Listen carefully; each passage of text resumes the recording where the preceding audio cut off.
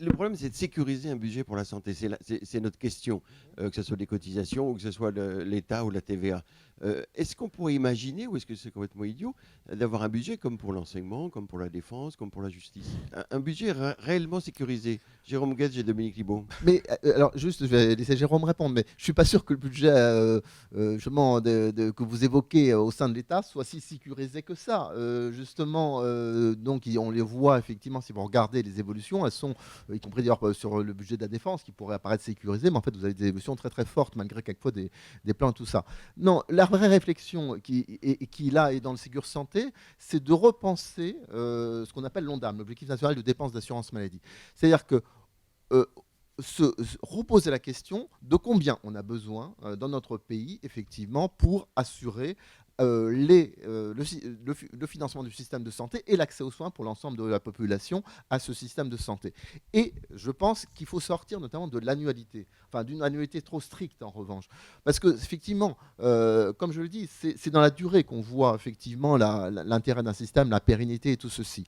Et je pense qu'il faut se poser la question comment on peut construire un ONAM qui soit plus pluriannuel et plus objectivé par les besoins du système. Alors qu'aujourd'hui, effectivement, on peut avoir l'impression que c'est la norme de dépenses publiques qui impose effectivement un peu comme dans la recherche, un peu comme dans la défense, avec des lois pluriannuelles, c'est ça? Est-ce que la gauche, vous êtes de gauche, Jérôme Guedj? Toujours, oui, je vous confirme. Alors, quel est votre point de vue? Vous partagez le point de vue de Non, mais d'abord, Libaud? je partage le point central, en fait, sous-jacent de tout ça, c'est la singularité de la dépense sociale et en gros, du dispositif des lois de financement de la sécurité sociale. Et la tentation, disons-le, non assumée, non oralisée, mais quand même par petites touches de Bercy, pour les nommer, qui consiste à essayer de phagocyter les finances sociales, de les noyer dans un budget de l'État. Parce que d'un côté, vous avez un budget de l'État qui demeure structurellement déficitaire, et de l'autre côté, vous avez des finances sociales qui, depuis 1996, et grâce à cet outil, la CADES non, en l'occurrence, la création des lois de financement de la sécurité sociale, l'assignation, et c'est extrêmement important, de cet objectif d'équilibre. Ça a pris du temps, ça a été une trajectoire, ça a été soumis à des aléas, mais d'une certaine manière, on y est parvenu. Et on voit bien qu'il y a cette tentation d'un côté d'essayer de récupérer des modalités qui, elles, ont été vertueuses pour compenser là où on y arrive moins. Et d'ailleurs, avant même la crise, il y avait déjà eu quelques jalons qui avaient été posés. Un débat qui, là aussi, à mon avis, n'a pas été suffisamment public, suffisamment porté dans l'espace, je le trouve intéressant.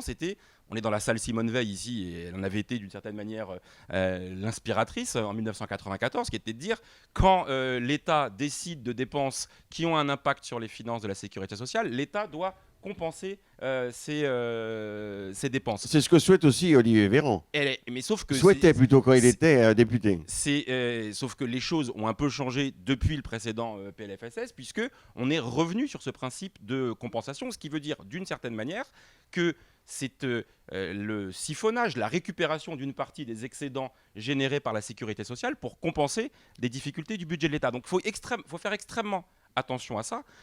Et en fait, en tous les cas, encore une fois, je le redis, il faut assumer ce débat. Je trouve qu'il est pas assez, c'est posé. pour ça qu'on le tient ici.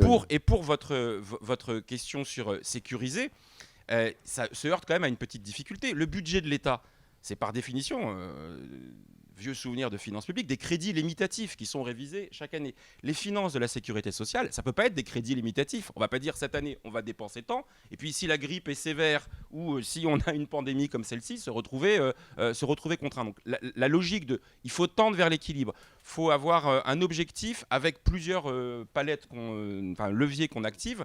Je trouve ça plutôt sain, et la confusion généralisée risque de se faire au détriment des finances de la sécurité sociale. Il y a un débat